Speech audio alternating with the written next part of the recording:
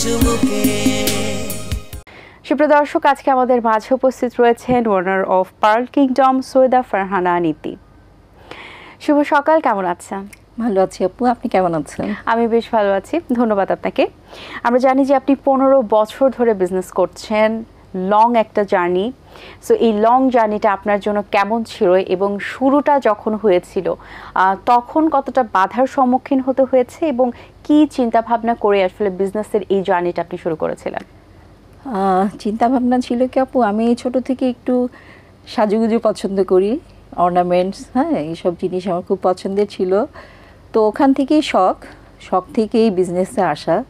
তো একসময় মনে করলাম আচ্ছা আমি এগুলো নিয়ে কাজ করি, হ্যাঁ, পার্ল বা অর্নামেন্টস এগুলো নিয়ে কাজ শুরু করলাম। বাধা তো শুরুতে থাকে সবারই, ফ্যামিলি সবাই বলছিল পারবা কিনা সব কিছু নিয়ে মেনটেন করতে। তো আমি সাহস করে এগোলাম আর কি, ইনশাল্লাহ আলহামদুলিল্লাহ তারপরে আমাকে আর বাধা বেরোতে হয়নি। আচ্ছা, সো পার্লের তো একটা চাহিদা মেয়েদের মধ্যে আছে, সকলে আসলে পার্লের অর্নামেন্টস রাখতে খুব বেশি পছন্দ করে এবং দেখতেও খুব সুন্দর। সেই জায়গা থেকে পার্লের যে কালেকশন বা কালেকশনের জায়গা, সেটা আপনি কিভাবে শুরু করেছিলেন এবং কতটুকু আসলে কাস্টমারদের ফুলফিল করতে পেরেছিলেন?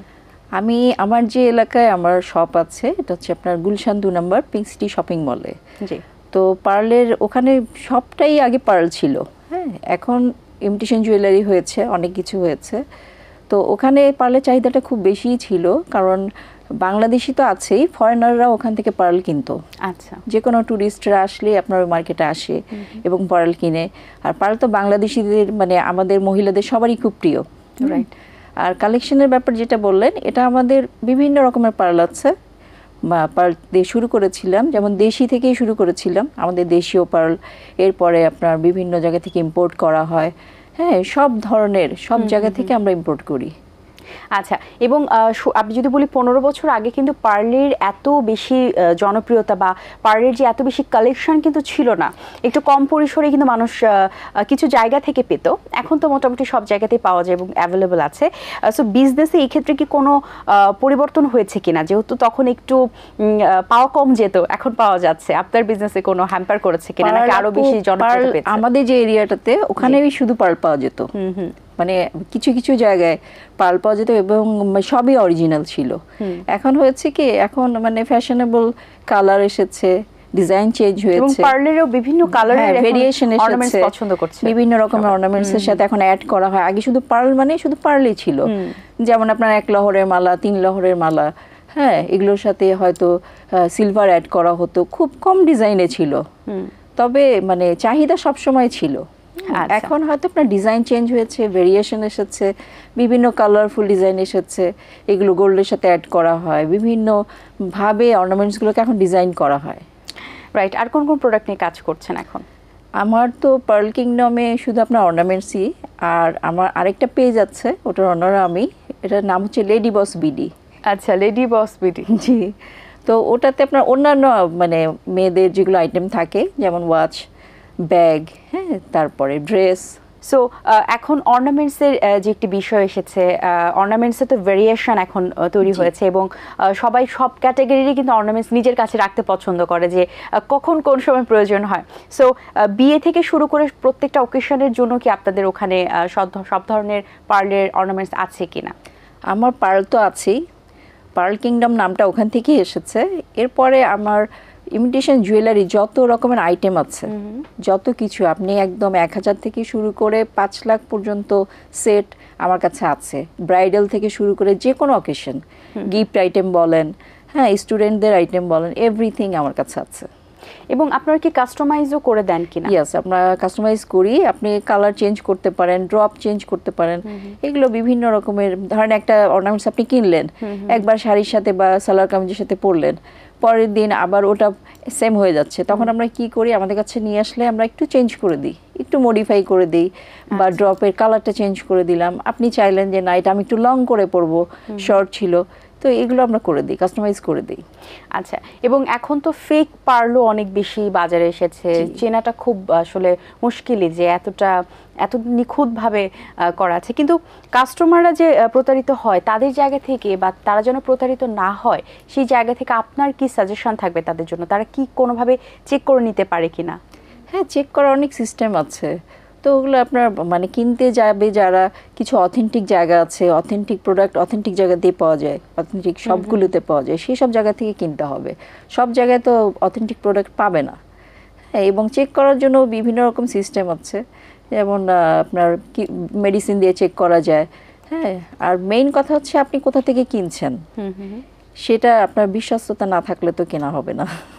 আচ্ছা, যদি বলি সবচেয়ে বেশি ইন্সপায়ার কে করেছেন আপনার এই পুরো জার্নিটাতে? পুরো জার্নিতে আমার ছোট ভাই আমার সাথে আছে, এখনো আছে, আমার বাবা, মানে আমার পরিবারের সবাই। আচ্ছা, আপনার শপ আর কোথায় কোথায় আছে?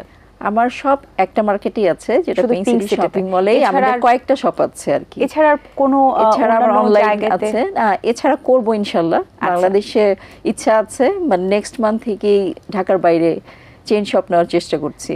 আচ্ছা, এছাড়া তো অনলাইন বেসড আছে। অনলাইন তো আছে পিঙ্ক সিটি আমাদের। ছাড়া আর কোনো আর কোনো এরিয়াতে market-এ- দেওয়ার ইচ্ছা আছে কিনা আপনার ইন ফিউচার? হ্যাঁ, আমার ইচ্ছা আছে অন্যান্য জায়গায়। নেক্সট মানে আমরা শুরু করব, জুন থেকেই শুরু করে দিব। এমন অনেকেই আছেন, যেহেতু আপনি এটির ওনার, সো আপনার উদ্যোক্তা হিসেবে যখন শুরুটা হয়েছিল তখন যে বিষয়টি ছিল বা কিছু বিষয় তো অবশ্যই নিজের মধ্যে কনফিডেন্সের বিষয় থাকে, সাহসের বিষয় থাকে। একজন নারী উদ্যোক্তার ক্ষেত্রে দেখা যায় অনেক সময় একটু আসলে তাদের জন্য একটু ডিফিকাল্ট হয়ে যায়। সো আপনার জায়গা থেকে তাদের জন্য কি পরামর্শ থাকবে? সর্বপ্রথম যদি কারো ইচ্ছে থাকে, সে কিভাবে এগিয়ে যেতে পারে?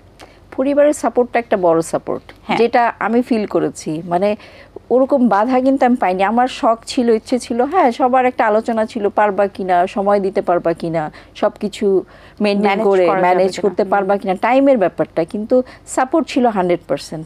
সব মেয়েদের এটা থাকে না অবশ্য। তো সেই ক্ষেত্রে সাহস করতে হবে আপু। মানে আমি সবসময় এটাই পুঁজিও আসলে কম থাকে, সেটা নিয়েও একটা আমি সবসময় এটাই চিন্তা করি যে আমি আজকে থেকে শুরু করবো, মানে আজকে থেকে করব। মানে এটা আমার চিন্তা ধারণা, সবার হয়তো এক হবে না, তবে শুরু করলে শুরু করা যায়। হ্যাঁ, প্রবলেম থাকলেও, পুঁজি কম থাকলে ছোট থেকে শুরু করুক। ছোট থেকেই তো আস্তে আস্তে মানুষ বড় হয়। একবারেই তো আপনি অনেক বড় একটা কিছু করতে পারবেন না। ছোট থেকে আস্তে আস্তে সফলতার দিকে এগিয়ে যাবেন, এটাই তো সবার কাম্য। পরিবারে আপনার কারা কারা আছেন এবং আপনার ছোটবেলা কোথায় কেটেছে, পড়াশোনা কোথা থেকে করেছেন? জি, পরিবারে আবার সবাই আছে, বাবা মা, ভাই বোন, হাজব্যান্ড, বাচ্চা। আর পড়াশোনা আমি করেছি ঢাকাতেই। আমার জন্মের পর থেকে ঢাকাতেই বড় হয়েছি, এখানেই লেখাপড়া শেষ করেছি, সবই এখানেই। ছোটবেলা থেকেই কি আসলে বড় হওয়ার পর চিন্তা করতেন কিনা, বা ছোটবেলা থেকে চিন্তা করতেন বড় হয়ে বিজনেস ওম্যান হব? বিজনেস ওম্যান হব না, আমি কিছু একটা হব। অনেক কিছু হওয়ার শখ ছিল একদম শুরু থেকে, কখনো পাইলট, কখনো ডক্টর, হ্যাঁ, কখনো প্রফেসর। মানে যখন যে প্রফেশন ভালো লাগতো, যাকে দেখতে ভালো লাগতো, এটাই হতে ইচ্ছা করতো। তবে ডিজাইনার হওয়ার ইচ্ছাটা খুব বেশি ছিল। আমি 5-6 থেকে নিজের কাপড় নিজে ডিজাইন করতাম। আচ্ছা, তখন থেকে আমি মানে রেডিমেড কাপড় কেনাটা পছন্দ করতাম না। তো এটা একটা শখ ছিল। অর্নামেন্টসের ব্যাপারে একটু শখ ছিল। তো এগুলো শখ ছিল, শখ থেকে আসলে আসা। আমি কি বিভিন্ন কোর্সও করেছি ডিজাইনিং এর উপরে। তো এই আর কি, স্টার্টিং এইভাবেই। আচ্ছা, লেডি বস বিডির যে শপটি আপনার রয়েছে, সেটিতে আর কি কি ধরনের প্রোডাক্ট আছে? কোন স্কিন কেয়ার প্রোডাক্ট রয়েছে কিনা? আমার স্কিন কেয়ার প্রোডাক্ট নিয়ে এমনি আপনার ড্রেস আছে, অর্নামেন্টসও কিছু ওখানে আছে আমার, মানে যেগুলো স্টুডেন্ট টাইপের মহিলারা ইউজ করে আর কি, খুব হালকা অর্নামেন্টস ওখানে। আর আছে আপনার পার্স আছে। বেশিরভাগই আমার হচ্ছে যেগুলো মেয়েদের সবসময় লাগে সচরাচর, সেই প্রোডাক্টগুলো সবই আছে। আচ্ছা, আগামীতে কি স্কিন কেয়ার প্রোডাক্ট নিয়েও কাজ করার ইচ্ছা আছে কিনা? ইচ্ছা আছে আপু। আচ্ছা, মানে আমার পেজে ঢুকলে যেন আপনি কিছু অন্তত নিয়ে বের হন, অথবা শপিং করতে গেলে যেন পুরোটাই একদম হয়ে যায়, স্কিন থেকে শুরু করে, ড্রেস থেকে শুরু করে, জুতা থেকে শুরু করে। এটা তো আমার বড় একটা প্ল্যান আছে আমার।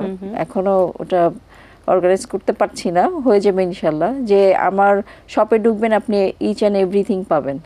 সো আপনি যেহেতু খুব ব্যস্ততম সময় পার করছেন সবকিছু মিলিয়ে, এখানে ওখানে, এই লেডি বস বিডির সাথেও আছেন, আবার পার্লের কিংডমের সাথেও আছেন। সো অবসর সময় কি পাওয়া হয়, হলে কি করেন? অবসর সময় আপু আমি একটু গান শুনতে পছন্দ করি, আমি রান্না করতে পছন্দ করি, মানে খাওয়াতে পছন্দ করি। আমি সময় পেলেই একটু রান্না বান্না করতে যাই। পছন্দের শিল্পীকে? পছন্দের শিল্পী এক এক গানের জন্য এক এক শিল্পী। আচ্ছা, ওরকম মানে পারফেক্ট একজনই যে একজনের গান আমি শুনি তা না, আমি সবার গানই শুনি, যারটা যখন ভালো লাগে। আচ্ছা, আপনি বলছিলেন আপনি রান্না করতে খুব পছন্দ করেন। সো আপনার পছন্দের খাবার কি এবং আপনার কোনটা রান্না করতে বেশ ভালো লাগে? আমার আমি নিজেও খেতে পছন্দ করি, যেমন বিরিয়ানি, তারপর রোস্ট, পোলাও, এগুলো তো বাচ্চারাও খেতে পছন্দ করে, ওগুলো বেশি রান্না করা হয়। তারপর হালুয়া টাইপের আইটেমগুলো, একটু ডেজার্ট আইটেম, এগুলো আমি করতে পছন্দ করি। বা চমৎকার, অসংখ্য ধন্যবাদ আপু আপনাকে, খুব ভালো লাগলো আপনার সাথে কথা বলে। আপনাকে অনেক ধন্যবাদ, আপনার সাথে কথা বলে অনেক ভালো লাগলো, চায়ের চুমুকে এসে অনেক ভালো লাগলো।